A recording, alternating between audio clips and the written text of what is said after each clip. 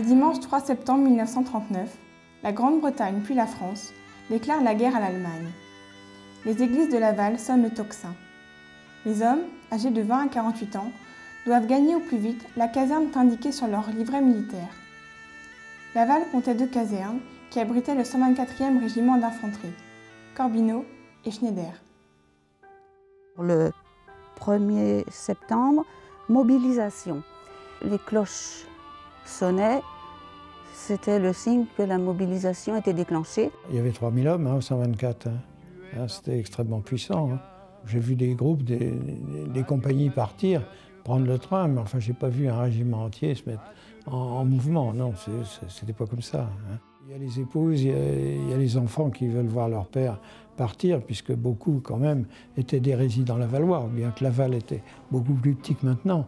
Laval était vraiment une petite ville. Et donc, il n'y avait pas des foules comme on peut s'attendre, ou on pourrait s'attendre, pas du tout. Mais j'ai pas des souvenirs terrifiants, quoi, inquiétants.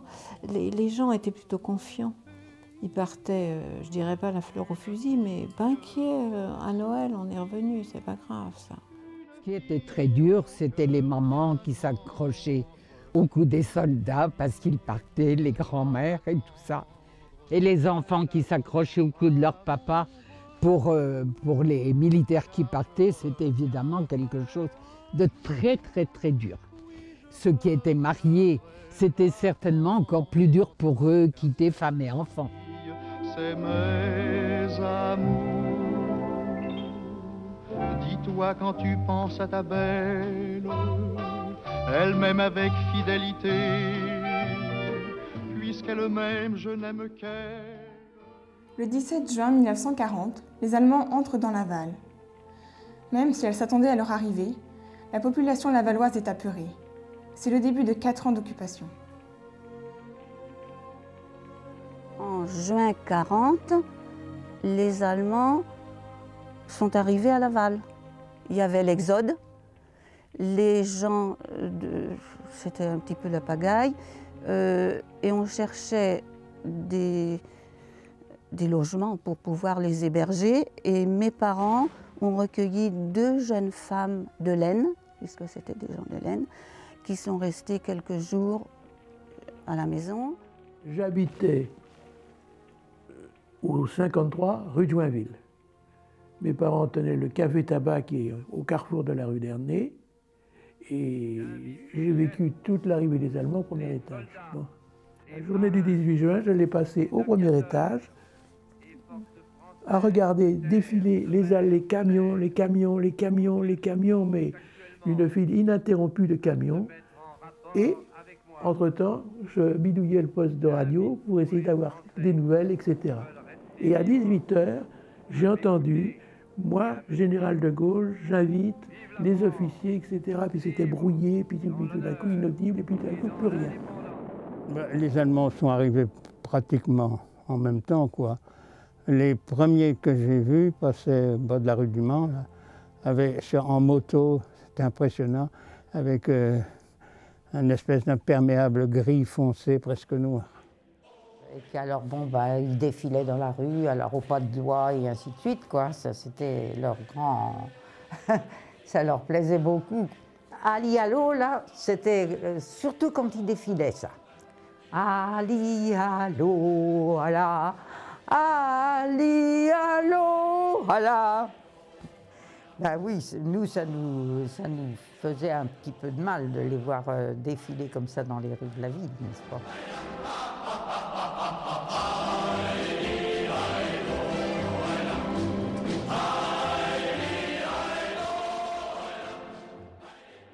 Quand je partais avec mon vélo de la rue du Ponceau pour venir rue Ambroise Paré, je passais par là, je rencontrais la Feldgendarmerie.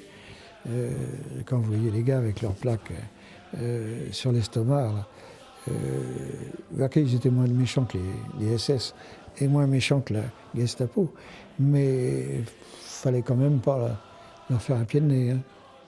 Avez-vous peur des Allemands? Oui, j'avais peur des Allemands car j'étais jeune et j'avais un château à côté de chez nous qui était réquisitionnés par les Allemands et j'en voyais tous les jours passer devant ma maison. C'est peut-être la démarche des Allemands, qu'on les voit marcher ou pas. Le son des talons sur le sol nous faisait très peur.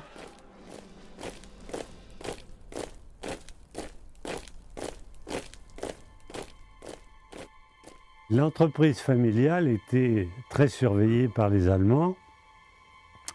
À l'époque, il n'y avait plus aucun véhicule qui circulait. Et mon père avait reçu de la commandanture une carte professionnelle sur laquelle il était marqué que l'usage de la bicyclette était nécessaire à sa profession. Et cette carte, je l'ai gardée et je crois que c'est un document intéressant. En 1940, les Allemands avaient parqué tous les prisonniers non gradés au palais d'industrie. Il y avait quelques mini-barricades, il y avait 3 soldats qui les gardaient, ils pouvaient se sauver. Et rien. J'étais parlé à certains. Vous ne pouvez pas vous sauver? Ils ont dit d'abord on va être libérés, et puis où trouver des habits civils? Il y a eu les prisonniers français qui sont arrivés au palais de l'industrie et également à la caserne Corbineau. Hein. Ils étaient dans tout ce qui est parking maintenant et tout ce qui est bibliothèque. Il y en avait partout. Et je me rappelle, ma mère elle faisait des confitures à ce moment-là. Et elle envoyait plein de choses de confitures, vous savez, quand on... Et puis des trucs qu'elle faisait à ce moment-là, des gâteaux. Moi, je reportais, et je me disais, mais ils pourraient s'évader. Un jour, il y en a 2 qui se sont échappés avec leur genre de pyjama là qu'ils avaient. Ils ont couru, ils ont réussi à rentrer chez nous parce que la porte n'était pas fermée. Et comme il y avait tout le jardin à traverser, papa leur a passé des bleus de travail. Et il y avait une sortie rue Léo Lagrange et ils sont ressortis par là. Mais les Allemands sont passés après dans toutes les maisons pour les chercher. Bien, je vais vous dire que quand il a été arrêté à 3 h du matin, j'ai ouvert les volets de la rue du Jeu de Paume et puis sans savoir qui c'était la Gestapo, qu'ils sont sautés par la fenêtre, sont rentrés dans les chambres, ils ont arrêté mon père tout de suite, et puis qui venait juste de rentrer. Et puis moi, j'ai été obligé de présenter mes papiers par lesquels je travaillais pour l'armée allemande. Et c'est là que j'avais le revolver dans le dos pour présenter les papiers. Quand ils ont vu que je travaillais pour l'armée allemande, ils m'ont allé me coucher. Et mon père, pendant ce temps-là, est passé devant moi sans me regarder, sans rien, avec la mitraillette dans le dos. Et je n'ai jamais dit au revoir. Mon père m'a donc été dénoncé par un résistant, mais je connais son nom, j'allais chez lui, j'ai gardé ça pour moi, même toute ma famille, même ma femme et mes enfants ne sont pas au courant. Je garde ça pour moi, tout seul. Je lui ai un peu pardonné. Le contact, il est venu tranquillement, donc il y avait toujours un des interprètes, des Allemands, parce qu'ils sont venus fouiller tous les bâtiments de la ferme, partout, d'un bout à l'autre, pour voir si on n'avait pas pas des Américains cachés ou des ennemis, des opposants pour eux, quoi. Mais une chance, il n'y en avait pas du tout. Hein. Ils ont monté dans les greniers et tout, partout, et mon père était suivi derrière, et les Allemands, ils tenaient entre deux. Parce que s'il y avait quelque chose, mon père, on ne l'aurait pas voulu. Est-ce que vous alliez à l'école pendant la guerre? Oui, jusqu'au mois de mai 1944, parce qu'il n'y avait plus d'école là, à ce moment-là, avec les bombardements. Et j'étais à l'école à Saint-Joseph, ici, il y a 80 ans.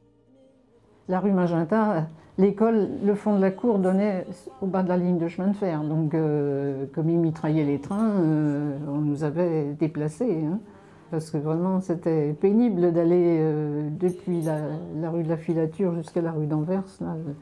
C'était vraiment pénible, surtout qu'on allait avec notre cartable et puis la gamelle, parce qu'il fallait réchauffer la gamelle et manger sur place. Hein. La maîtresse nous chauffait les gamelles sur un poêle à bois qu'il y avait dans le milieu de la classe. Et puis on mangeait sur nos bureaux. Alors, quand on faisait de la récréation, on discutait avec des Allemands qui nous surplombaient d'une quinzaine de mètres au-dessus de nous, qui étaient d'ailleurs très sympas. Et curieusement, on en est parti à temps. Alors là, j'étais en 7e avec Sacha Distel, qu'on n'appelait pas du tout Sacha Distel, qu'on ne savait pas, qu'on appelait Alexandre Dittel. Si bien que j'ai fait ma première communion avec Sacha Distel. Alors, la différence, c'est que moi, j'étais en culotte courte et lui, il avait un uniforme. Sacha Distel s'est retrouvé là parce que la bonne des Distel était de la Baconnière.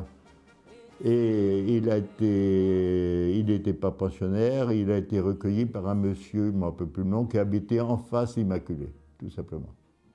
Au lycée, comme auparavant, en école primaire, depuis l'arrivée des Allemands, il y avait des établissements scolaires qui étaient occupés par les Allemands.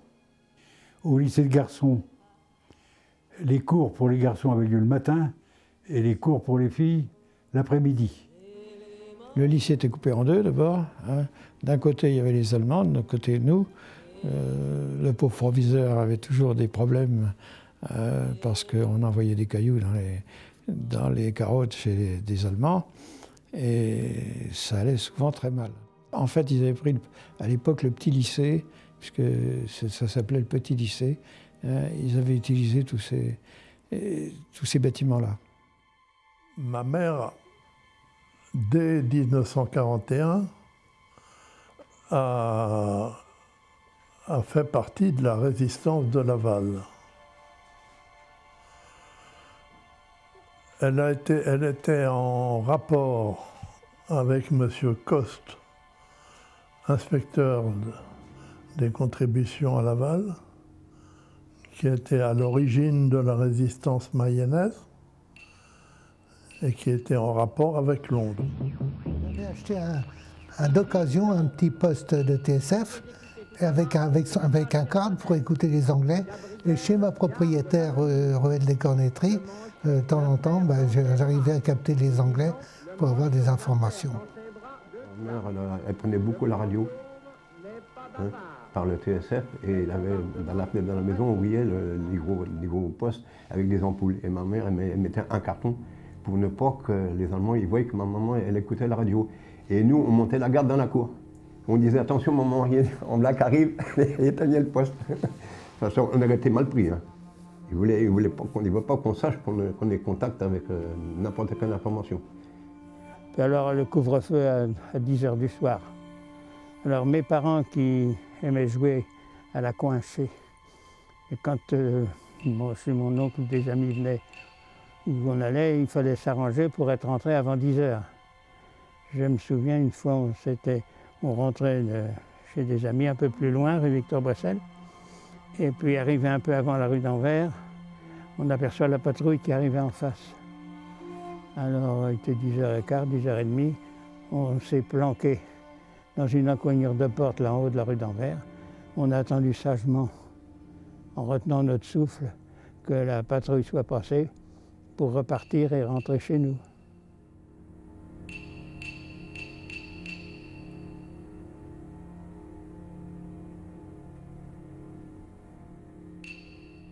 Ah ben, tout était rationné. Vous aviez naturellement les tickets d'alimentation classiques que tout le monde connaît, mais c'était complété par des tas d'autres choses. Par exemple, les cartes de vêtements. C'était complété par des cartes pour acheter des ustensiles de cuisine, de la faïence, le jardinage, le tabac, le vin, le carburant naturellement, le charbon évidemment. Si bien qu'en définitive, il était relativement difficile de trouver quelque chose qui n'était sans ticket. Et alors autrement, on se ravitaillait pendant l'occupation là. Au moment où il y avait le marché quand même. Hein. Bon, enfin, on avait nous, tout ce qui était essentiel, le sucre, le pain, la viande, etc. C'était avec des tickets. J'allais aux Trappistines parce qu'elles nous distribuaient, elles avaient du lait écrémé. Eh bien, il y avait une de ces queues, j'aime mieux vous dire, il fallait avoir le temps de faire la queue. C'est que la campagne, quand on arrivait à Saint-Louis, là où est l'hôpital, c'était terminé. C'est ça qu'il faut arriver à vous figurer. Hein? Quand vous alliez aux Trappistines, la rue du Ponceau, c'était la campagne. Le long de la rue du Ponceau, il y a des maisons neuves partout, c'était rien que des jardiniers, des maraîchers. Papa allait souvent en vélo à Martigny chez un cousin chercher à manger. On mangeait souvent de la bouillie de sarrasin, très bonne, et des châtaignes. Papa allait aux châtaignes, et puis le soir on mangeait des châtaignes. Et ben, il ramenait des morceaux de cochon, un peu de beurre, des œufs, des légumes. Il avait une grande valise sur son vélo, il allait en vélo. Et il revenait la nuit pour ne pas être trop... Eh bien, l'alimentation, c'était très simple. Il y avait ce qu'on appelle les cartes de ravitaillement. On avait droit à quelques grammes de beurre, de viande, etc. et tout. Mais nous n'avons jamais eu beaucoup de problèmes parce qu'à l'époque, ma mère était jeune, elle était sportive. Et je me rappelle que nous allions en bicyclette jusqu'à Montjean où on avait fait la connaissance d'un fermier qui nous ravitaillait. Alors ma mère revenait avec son porte-bagages chargé avec un poulet, des œufs, des légumes. Non, je crois vraiment qu'on n'a jamais souffert de la faim à Laval. En plus de ça, il y avait dans la cour de l'usine un grand jardin qui a été exploité pendant toute la guerre, où d'ailleurs mon père faisait du tabac de jardin qu'il mettait à sécher dans l'usine. Et les ouvriers de l'usine lui barbotaient du tabac qui était asséché sur des ficelles parce que le tabac était rare, était aussi rationné comme le reste. On avait droit à temps, on avait ce qui était prévu par le ticket, c'est tout. Et alors même le pain, même des fois, il n'y avait pas suffisamment de pain, parce que si les Allemands passaient, ils prenaient ce qu'ils voulaient, et puis après ça, le boulanger donnait ce qui restait aux gens. Vous aviez les tickets, mais pas forcément le pain. Et puis on ne pouvait pas le refuser à eux. Ici, les Allemands, il fallait le emporter dans la rue Jules Ferry. Il y avait un atelier là, il fallait porter des œufs et du beurre. Et ils ont nous fait faire aussi des pommes de terre dans un champ. Et puis il y avait un panneau, je ne me rappelle plus ce qui était marqué dessus, c'était pour les Allemands. Les Allemands les voyaient venir faire un tour dans le champ pour voir ça se passait. Au début, on en a vu beaucoup parce qu'ils venaient tous, ils voulaient faire des cadeaux à leurs femmes et ils venaient chercher des chaussures, mais des chaussures de cuir. Ils n'étaient pas désagréables et quand ils étaient tout seuls, par contre, ils se confiaient facilement. Vous savez, ils disaient que la guerre, bon ben, c'était bien triste et que ça les ennuyait, que dans le fond d'être là et qu'ils seraient mieux plus chez eux en Allemagne. À Avenières, il y avait 2 bateaux lavoirs. Après, il n'en est plus resté qu'un. Et les passages entre la rive gauche et la rive droite étaient fréquents parce que les femmes qui habitaient rive gauche du côté de la rue Victor-Boissel, Pointe du Jour, venaient laver leur linge à Avenières, donc traversaient le pont qui existait à l'époque. Elles étaient nombreuses donc à descendre la rue de la Cale et à prendre le quai et le quai d'Avenières pour aller dans les usines. Je me souviens que les Allemands venaient laver leur linge au bateau parce qu'ils amenaient leur linge à laver. Ben, j'ai bien couru pendant la guerre, pendant l'occupation, sur le vélodrome de Laval. Oui. Oui, il y avait les cours de... C'était les 6 heures de Laval à l'époque, il y avait 2 réunions par an. Bon, c'était le spectacle de l'époque, il y avait énormément de monde à venir et tout. Ah ben, les Allemands étaient là et nous applaudissaient comme autre chose. Ah oui, bien sûr, mon grand-père nous emmenait voir les courses, et les courses à l'américaine. C'était assez drôle d'ailleurs. Je jouais dans la rue avec mes copains, mes copines. Et cet Allemand-là, il s'était arrêté, il s'était assis sur un petit rebord de pierre qui est encore là, au Charles-Landel. Et puis, il me fait signe. Alors, on se regarde. Je fais moi. Il me dit oui. Ben, je dis, je vais y aller, je vais voir ce qu'il veut.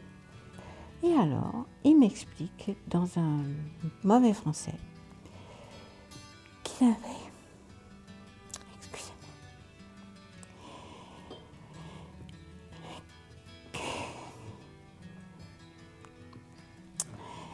qu'il avait une petite fille de mon âge, que je lui ressemblais beaucoup et qu'il la reverrait pas.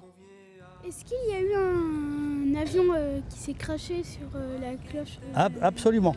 C'était le 30 mai 1944. Hein. Les avions allemands, il y avait une grosse base aérienne à Beau-Soleil et les pilotes, leur jeu c'était de raser la Mayenne et sauter les ponts. Tu vois. Donc on voyait les avions devant nous. Et un jour, ils ont tellement bien manœuvré, il y en a un qui a frappé le clocher il a décroché le coq, il s'est écrasé là, un peu là-bas où il y a les bâtiments. C'était des jardins. Et il a flambé là, il a explosé là. Il n'y a pas eu de mort à part le pilote. Dans cette année, donc 44, il y a eu l'avion, le 30 mai, qui donc a emporté le coq et tout le reste, quoi. C'était des Allemands. C'était des Allemands, et je vous dis ensuite que les militaires qui venaient après 8 heures vraisemblablement à la petite épicerie, disons, commentaient les capotes. Alors cet avion donc a fini sa course dans le parc du Sacré-Cœur, qui était occupé à l'époque par l'armée allemande. Et il était dit à Vénières que le coq gaulois avait abattu l'aigle allemand. Le jour du débarquement, j'étais chez mes parents étaient couchés, et on a entendu du bruit venant de très loin. Et mon père s'est levé, et moi je me suis levé aussi, on s'est mis à la fenêtre, on a écouté. Et mon père, qui avait fait la guerre 14-18 dans la marine, nous a dit « ce sont des tirs de bateaux ». Et il est probable que c'est le débarquement. C'est comme ça qu'on a appris le débarquement. C'était au mois de juin. Les Américains ne sont arrivés qu'au mois d'août.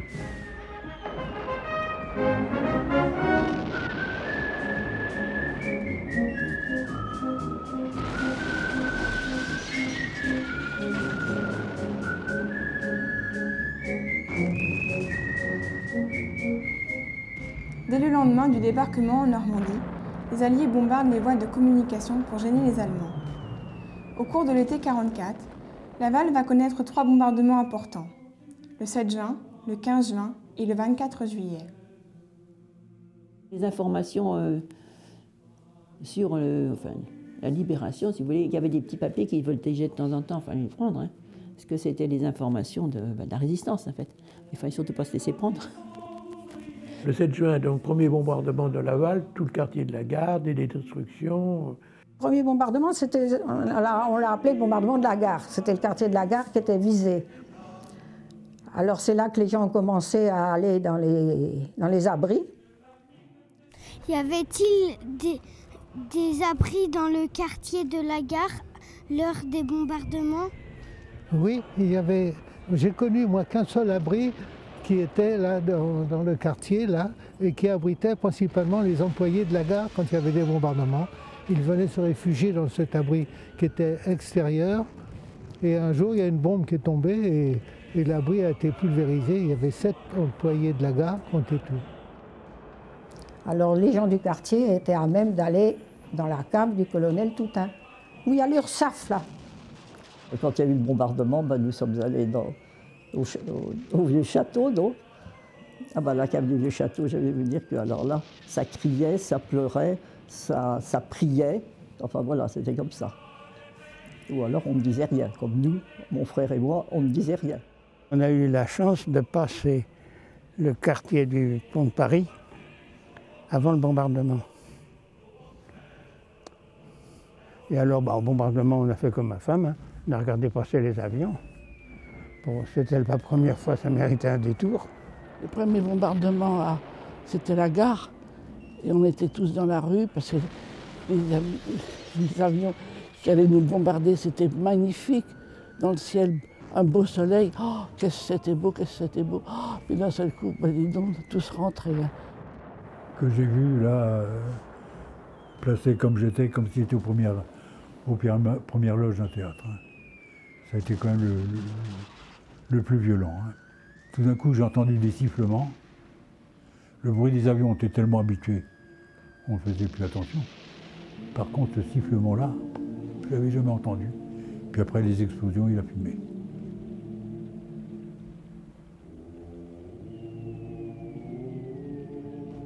Le mois de juin arrive et le 15 juin, hein, je ne me trompe pas de date, nous étions tournés dans le square d'Avénières et alerte, nous étions sur le pont. On rentrait à la maison, il y avait ma mère, mon jeune frère, ma jeune sœur, alerte. Donc on se met à courir en essayant de pouvoir rentrer rue d'Acad. Pas du tout, les avions étaient déjà au-dessus de nos têtes. Donc on s'est couché le long de l'usine Feinte, tout contre le mur, et puis la tête dans les bras. Et une petite fille est passée en pleurant toute seule. Maman l'a recueillie en disant « Viens avec nous ». On voyait les bombardiers, on voyait les bombes qui tombaient. Mais à ce moment-là, on ne savait pas que c'était sur notre maison. Et quand on est arrivé, on a vu la maison le lendemain ou le surlendemain, il n'y avait plus rien. Moi, je me suis retrouvé avec un pull vert du Secours national. Ils nous ont une fourchette, une cuillère, une assiette, on n'avait plus rien. J'arrive jusqu'au Pont-Neuf et pour voir la rue de la Paix embrasée totalement. Et en particulier des explosions dans la pharmacie, qui est du côté maintenant où il y a les marchands de vaisselle, je crois. Oui, et c'était là. Et alors, chaque fois qu'il y avait des flammes qui montaient à 10 mètres, 20 mètres, c'était épouvantable. Ça a bien duré 2 jours. Le viaduc a été coupé, la place de la mairie, le café d'Univers a été détruit, rue des déportés, enfin ça ne s'appelait pas rue des déportés à ce moment-là, des maisons détruites. Il y avait sur le Pont-Neuf, il y avait des parapets qui étaient un peu déplacés. Très, très assourdissant, c'était fort. Hein. Et puis on sentait quand même la déflagration, hein, parce que je me souviens que quand le viaduc est tombé, là, il y avait madame, je ne vais pas me rappeler de son nom, parce qu'on lavait le linge à la rivière à l'époque. Il y avait un ponton, et ça l'a jeté à l'eau, hein, la déflagration, parce que ça cassait les carreaux, hein, les vitres tombaient dans les maisons. Hein, disons que les quartiers qui avaient été bombardés ou qui avaient brûlé, comme la rue de la Paix, la circulation était très très difficile. Hein. Il y avait des débris un peu partout. Les bulldozers n'existaient pas à l'époque.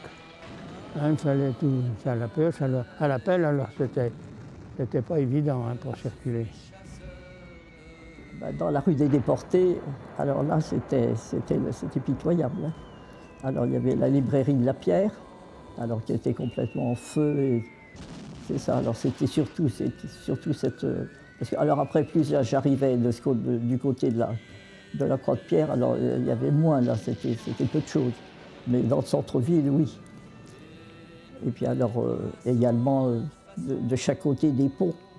La peur, c'était que mon père, qui était donc agriculteur, qui labourait avec des chevaux, il n'y avait pas de tracteur, retourne une bombe dans le bout et puis qui saute avec, et mon frère, qui avait à ce moment-là 14 ans.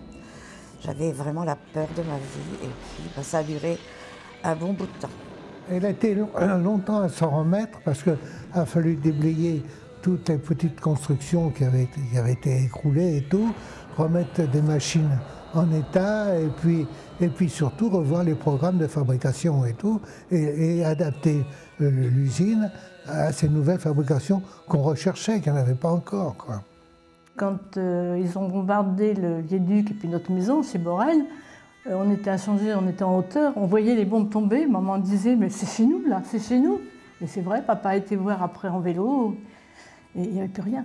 Alors il ne reste plus que ce joli Pierrot et il reste une trace, un petit trou là. Voilà. La destruction de toutes les maisons qu'on connaissait 1 heure avant, hein, ou une demi-heure avant. Hein. Qu'est-ce que vous avez vu sur les photos? C'est cassé, c'est vraiment démoli. Hein. Les charpentes sont par terre, les pierres et les murs broient tout ça. C'est sûrement... C'est très pénible à voir.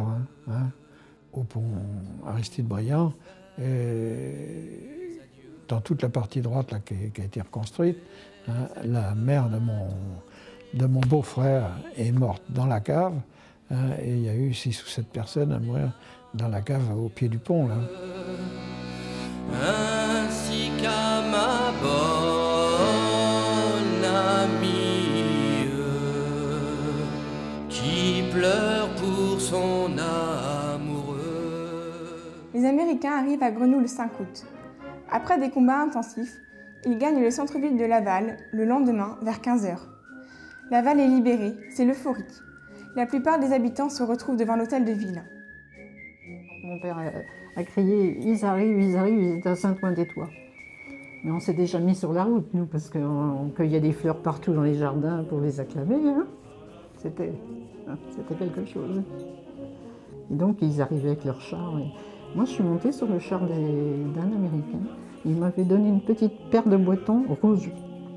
Pouvez-vous nous raconter la bataille quand les Américains sont arrivés? La bataille, quand les Américains sont arrivés, d'abord, ils ont annoncé leur arrivée en survolant un peu la région avec les fameux pipiacobs, les petits avions, quoi. Et ils sont arrivés par ici, et en ville, on entendait les bombardements qui venaient de par ici, quoi. Et on sait que ça se battait dur, dans le quartier par ici, avant qu'ils descendent, puissent déboucher sur Laval ou revenir par changer pour attaquer Laval. Voilà. Quand les Américains sont arrivés, il y avait 2 autochenilles avec des mitrailleuses dessus. Ils ont arrêté pour camper pour la nuit, au bout du chemin et puis du champ. Alors on les voyait, mais vous savez, on ne faisait pas. Alors personne ne voulait y aller. J'ai dit j'y vais. Alors j'ai pris un bâton avec un torchon blanc, et puis j'ai été trouver les Américains à l'entrée. J'ai suivi les Américains, mais j'ai pas le droit de rentrer à Laval. J'ai couché dans une ferme à Grenoux avec les Américains, puis tous les bonnes gens qui arrivaient. Je ne suis rentré à Laval que le lendemain, comme les Américains. On en avait vu en face de Saint-Pierre 2 qui distribuaient des vélos, mais on n'en voyait pas beaucoup. Tous les autres, ils étaient stationnés le long de... mais dans des tanks. C'était que des tanks, des camions, mais qui étaient rentrés dans le champ. Ils attendaient pour avancer, quoi. Ils étaient restés là. Sauf un qui est parti là, à Grenoux, là, chez Le Pec. Il y a un chemin qui va vers le Bon-Dieu Noir. Le 5 août, mes grands-parents un peu effrayés sont donc allés chez mes parents pour dormir dans la cave. Alors, en montant la rue de la Cale, l'armée allemande était en déroute. Ils venaient de la route de Tours, ils s'en allaient par la route du Mans. Et ils étaient dans leur camion, mais ils tiraient ou lançaient des grenades sur tout ce qui bougeait. On a été se remettre dans notre chemin creux où il y avait de plus en plus de monde d'ailleurs. Et passer parmi nous de plus en plus d'Allemands dépenaillés avec les fusils mitrailleurs en bandoulière et tout ça. On se faisait tout petit, ils ne nous disaient rien. Ils étaient à l'abri, ils essayaient de se sauver. Les combats ont commencé très vite parce que nous on était juste sur les premiers contreforts en face de, comment dirais-je, d'Haute-Folice, hein, de l'autre côté du vallon d'Haute-Folice. Et donc là, les combats ont été quand même très sévères, d'ailleurs, quand on a vu après ce qu'il y avait comme munitions, comme impact de balles et d'obus. Et est arrivé en jeep un général américain avec son chauffeur. Me voyant avec un casque, il s'est demandé ce que je faisais là. Il s'est arrêté et il m'a demandé en anglais ce que je faisais. Alors je lui ai dit que je m'occupais de secouristes en cas de bombardement. Et il m'a dit, dites aux Lavallois de ne pas descendre en ville, c'est dangereux. Et ce général, après, j'ai su que c'était le général Patton. Alors les Allemands, en partant le 6 août, ont fait sauter le pont d'Avenières et peut-être aussi les autres ponts. Vers 3 h l'après-midi, tout d'un coup, il y a eu un silence. Et on a entendu des détonations monumentales. On ne savait pas ce qui peut se passer. Et on a appris que c'était les Allemands qui avaient fait sauter tous les ponts. Les dernières troupes allemandes étaient passées par le pont d'Avenières juste avant de le faire sauter. Et tous ces hommes-là sont morts dans la montée de Bonchamp. J'avais été à la pêche ce matin. Quand ils ont sauté le pont d'Avenières, les petits cailloux qui tombaient dans la rivière devant nous. Alors là, on est parti. Lieutenant de Mollans qui, dans un premier temps, avait réussi à récupérer de l'armement allemand dans un combat à côté de Laval. Donc le 6 août, pendant que les Allemands faisaient sauter les ponts, Lui, de son côté, prenait l'écluse de Cumont, et en particulier faisait prisonnier un soldat allemand, et avec monsieur et madame Chevalier, gardiens de l'écluse, ils ont ouvert le pertuis. 1 heure après, la Mayenne était suffisamment vide pour que les Américains puissent franchir au sud d'Avenières à pied ou en char. Ils sont arrivés par la route de Fougères. Et quand ils sont arrivés au bas de la rue d'Ernée, les ponts étaient sautés, donc ils ne pouvaient pas passer par le pont Neuf. Ils ont pris la direction de la Banque de France, et de la Banque de France, ils ont monté la rue de Nantes. J'ai ouvert les fenêtres de la rue du Val-de-Mayenne et j'ai aperçu des militaires qui longeaient les murs de chaque côté. Et au bout d'un petit moment, le temps de le dire, j'ai dit mais c'est pas des Allemands, ça, ils ont des casques ronds et tout. Alors j'ai dit ce sont des Anglais. Alors j'ai voulu descendre dans la rue du Val-de-Mayenne et là je me suis fait mitrailler par un Allemand qui était sur le quai Jean Fouquet. Au bout de la rue des Pompes, à l'époque, ça s'appelait comme ça. Je me souviens avoir vu les Américains à Laval, dans le centre-ville, le 6. C'était la libération, c'était la joie, j'ai eu des chewing-gums. C'est M. Fournier, oui, qui est venu nous prévenir et dire ça y est, les Américains sont là, Laval est libéré. Alors là, on est libéré. On est libéré. Ouais. Là, on me souvient, on est allé donc rue de Bretagne, et là, toute la rue de Bretagne, d'un bout à l'autre, jusqu'à la place de la mairie, il y avait un convoi qui était arrêté, quoi, si vous voulez, à tous, quoi, chars, camions, etc. Enfin bon. Et je me souviens, nous les gosses, on est montés sur les chars, et les chewing-gums, alors là, les chewing-gums, les chocolats, les tout ça, enfin, c'était, disons, non, c'était la liesse, c'était... On sentait bien, même gosses, nous, ça y est, c'était inouï. Et on était cachés dans les abris au lycée. On allait se réfugier là, il y avait une salle de sport, et il y avait un terrain de sport, on rentrait par là et on allait dans les abris. Et moi je me rappelle d'avoir vu les Américains quand on est sorti de la grande porte du lycée. Et là, ben, ils distribuaient du chocolat, des chewing-gums, alors nous les enfants, on était heureux. En 2 jours, ça s'est installé dans le chantier du Bourg-de-Marne. Mais il fallait que l'attendre. Heureusement que les Allemands étaient partis. Hein. Les Américains qui étaient au Bourg-de-Marne, c'est les Américains qui avaient débarqué à Cherbourg.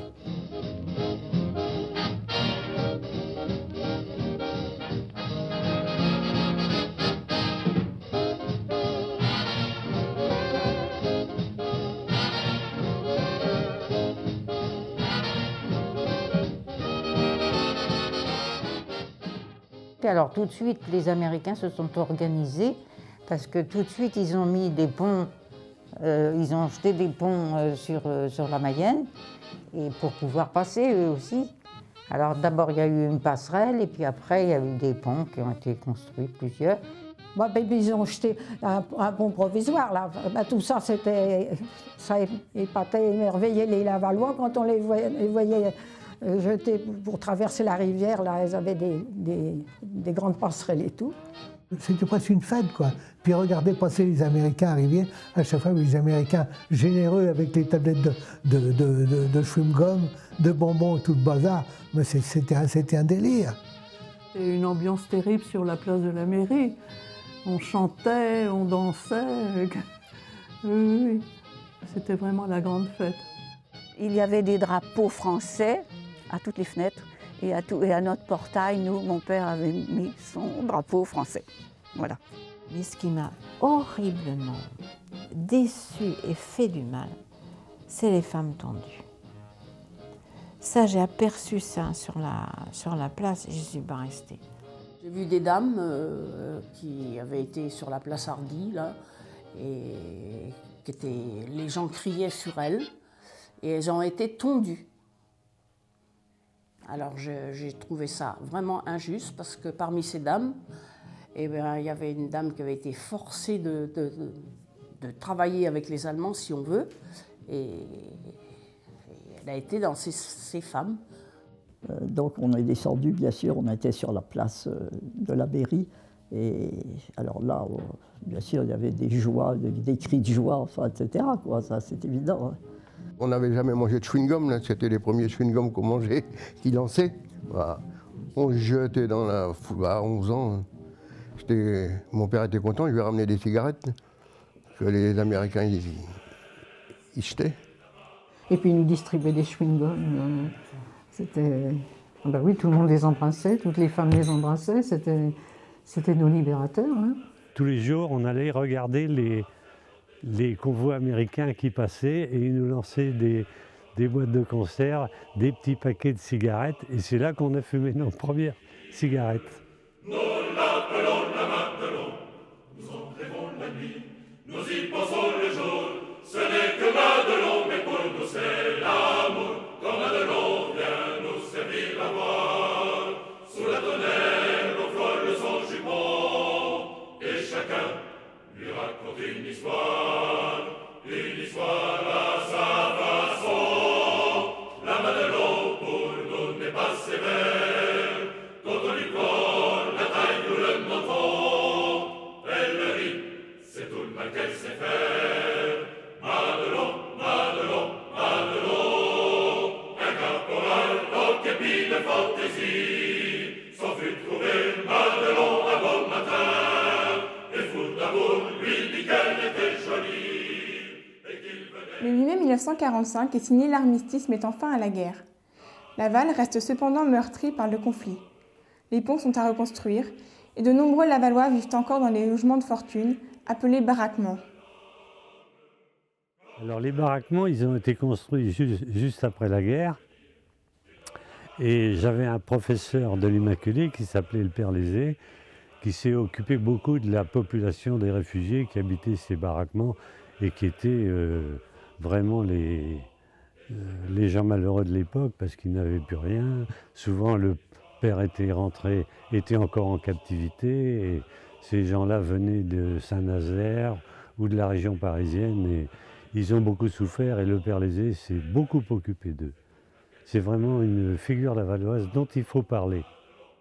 Après les destructions qui ont été à Laval, eh bien, il y avait une quantité de gens qui avaient besoin de se replacer, et en particulier les commerçants.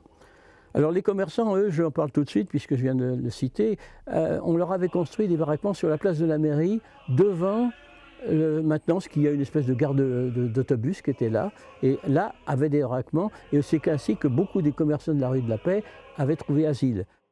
Alors le Père Lézé s'est investi d'une manière extraordinaire, mais n'a pas voulu aller vivre là-bas parce qu'il pensait que c'était très important de rester quand même un peu séparé. Son but, c'était pas du tout d'accueillir des pauvres, hein. Son but était d'accueillir des jeunes de tous les pays qui avaient été en guerre, partant du principe que s'ils se connaissaient, ils n'auraient plus envie de se faire la guerre une nouvelle fois. Moi, j'ai eu des scouts du champ de course. Et il y a eu des réussites extraordinaires. Vous avez de ces enfants qui ont réussi dans la vie d'une manière qui n'est pas pensable. Tous ceux qui ont été bombardés, c'est qu'il fallait retrouver des logements. Je me souviens, il y avait des baraquements place de la salle polyvalente, là. Il y avait des gens là aussi, puisqu'on habitait juste rue des Éperons, où on les voyait bien. Oui, il y avait plein de baraquements là, oui. Et ce que je me rappelle aussi, c'est qu'à Avenières, il y avait un pont juste en face de la rue de la Cale. Alors là, ils avaient construit un pont aussi pour que les gens puissent passer à cet endroit-là. Cette passerelle permettait à des véhicules légers d'être empruntés. Il y avait 2 trottoirs quand même de chaque côté.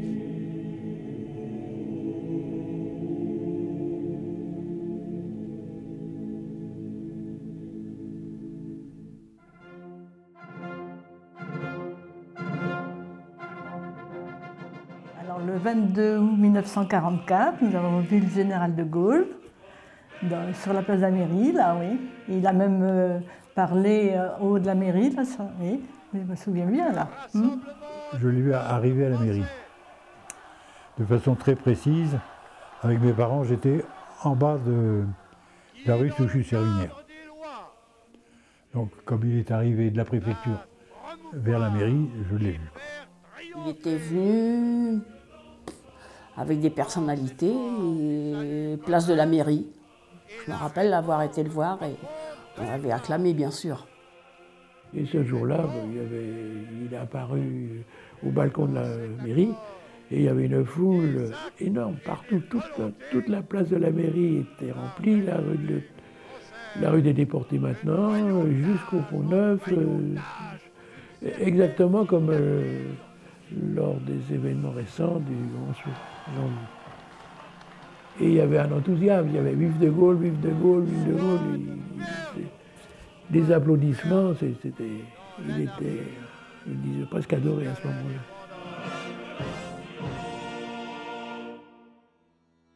Pour les déportés, c'était naturellement des personnalités lavalloises qui étaient très connues, à commencer par le docteur Levasseur, et naturellement leur retour a donné lieu à un peu de manifestations particulières. Ils ont descendu de la gare jusqu'à l'hôtel de ville, acclamés par les Lavallois. Ils avaient fait un petit train spécial pour l'arrivée à Laval, parce que la place de la gare était pleine de monde, pleine de monde. Alors moi je connaissais comme par hasard les trois. Je connaissais très bien le docteur Levasseur, puisqu'il était président du Stade lavallois, et de la clinique à l'époque, où on allait tous les lundis se faire soigner si on avait pris un petit coup. Et puis, M. Hardy, c'était le garage Renault, et puis M. Huneau, c'était Faral.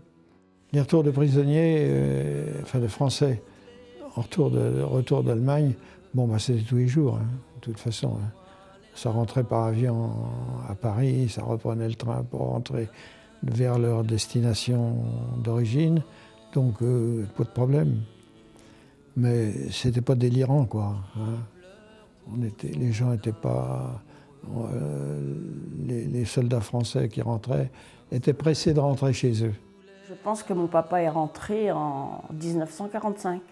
Et moi, j'ai été le chercher à la gare avec le voisin et ma grand-mère. Et moi, je ne reconnaissais pas mon père. Heureusement que ma grand-mère était avec moi. Il y avait un train avec beaucoup de prisonniers, mais il y en avait même qui avaient des habits de bagnard. Hein, papa n'était pas habillé comme ça, puisque lui rentrait, je ne sais pas pourquoi, lui, il était en civil. Et on a découvert ce père Doménier en tenue de bagnard. C'était affreux, hein, affreux. Et il a refusé de monter dans la voiture, il s'est mis derrière le drapeau, il est descendu avec nous, il avait une volonté de faire. J'ai deux frères dans l'avant-garde, les deux autres sont... Le jour de l'armistice, nous étions au lycée, en cours avec M. Vallée. Gargam, qui est le surveillant général, se précipite dans la cour en criant « L'armistice, l'armistice, l'armistice !» Tout le monde s'est levé, on est descendu, on s'est retrouvé dans la rue, on a fait un monôme et on a fait une colonne qui était conséquente, qui a défilé pour aller jusqu'à la préfecture. Bon, ensuite, on a fait demi-tour, on a remonté la rue de la Paix. Il y en a qui ont grimpé sur la statue d'Ambroise Paré. Enfin, c'était l'ambiance générale. Comme l'autre jour, là, comme l'autre dimanche, avec ce qui s'est passé. Ah oui, il y avait un monde fou. Ça dansait, ça... C'était émouvant. Il y avait des camions près de la poste où est maintenant, qui étaient stationnés là, on était montés dessus, papa nous avait monté dessus parce qu'on ne voyait rien, il y avait tellement de monde, on ne voyait rien. La journée du 8 mai 1945 m'a marqué. Et donc on s'est mis en route, en rang, et on s'est tous retrouvés dans les ruines de la rue de la Paix. Ça faisait du monde, hein. Donc il y avait une foule en ville, on s'est mis en ordre, et on a défilé en chantant. Oh ben alors c'était une grande fête, il y avait du plein, c'était la joie. Ça a été, on était entre copains ou de lycée ou amis de parents ou autres. Ça a été la fiesta dans Laval. Hein. Oh ben oui, c'est une fête. Tout le monde se tenait par les coudes, tout le monde s'embrassait, tout le monde voulait avoir quelque chose de bleu, blanc, rouge, c'était pas évident. Hein.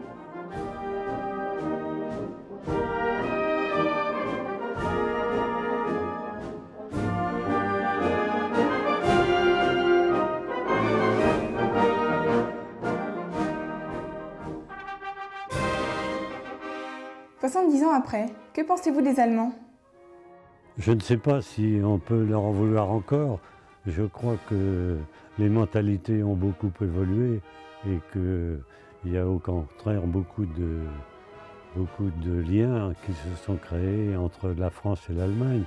Laval, par exemple, est toujours jumelé avec Mettmann et ça fonctionne depuis de nombreuses années et avec beaucoup de succès. J'ai appris à les connaître justement en tant que prisonnier et puis après à les voir vivre. Et j'ai toujours parlé des Allemands avec beaucoup de respect. Et je regrette énormément de penser qu'on puisse se battre. Eh bien, 70 ans après, je trouve que ces gens-là étaient comme nous malheureux. Hein? Ils ont dû souffrir de cette guerre comme nous, on en a souffert aussi. Eh bien, après la guerre, avec mon père, sitôt la guerre finie, on a dit qu'il faut que ça se termine. Parce que tous les 20 ans, il y a une génération de Français qui se fait tuer. Donc il faut en finir.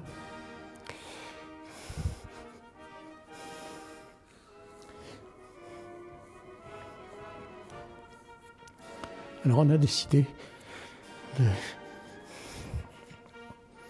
de travailler avec eux.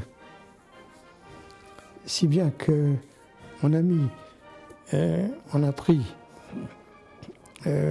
Mercedes, Volkswagen, hein, et on a exploité ces deux marques-là. On avait décidé ça et je crois que c'était la bonne solution. La preuve, c'est que maintenant, bon, dans l'Europe, hein, on ne se tire plus dessus. Hein. Et il faut souhaiter que ça ne se reproduise jamais. En termes de conclusion, quelle morale vous inspire la Seconde Guerre mondiale? La morale à en tirer, c'est que c'est des guerres qui n'ont servi à rien, qu'à faire du mal à tout le monde. Je pense que quand ils entendent ça, ça suffit. Les enfants d'aujourd'hui ont l'esprit très ouvert, très éclairé, ils ont déjà vu beaucoup de choses. Et je pense que j'aurais pas besoin de leur dire que c'est une période qu'il vaudrait mieux ne pas avoir vécue, hein. C'est sûr ça. Vous savez, l'absence de mon père, pour moi, c'était terrible. C'était encore plus terrible que je m'étais rendu compte que beaucoup de mes copains, leur père n'était pas prisonnier. Pourquoi? Pourquoi eux n'étaient pas prisonniers et le mien l'était? Ben, j'espère bien jamais que nos enfants ne reconnaissent jamais la guerre, ne connaissent pas la guerre, parce que c'est terrible. Hein? Alors, surtout que les guerres maintenant ne sont plus du tout comme celles que nous on a connues, mais elles seront peut-être encore plus tragiques. Alors, non, je souhaite qu'il n'y ait plus jamais ça. Jamais ça. La génération des tout jeunes, comment leur faire comprendre ce qui s'est passé à cette époque-là, c'est tellement presque impensable. Ils ne peuvent pas se rendre compte. Le plus grand souvenir pour moi, c'était d'arrêter mon père. Là, ça n'a pas passé.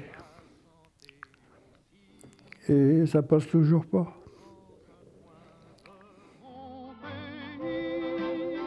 Une fille me sourit, une fille au cœur bien tendre, une fille qui saura m'attendre, elle attendra mon retour, car je reviendrai un jour, oui je reviendrai la prendre, car cette fille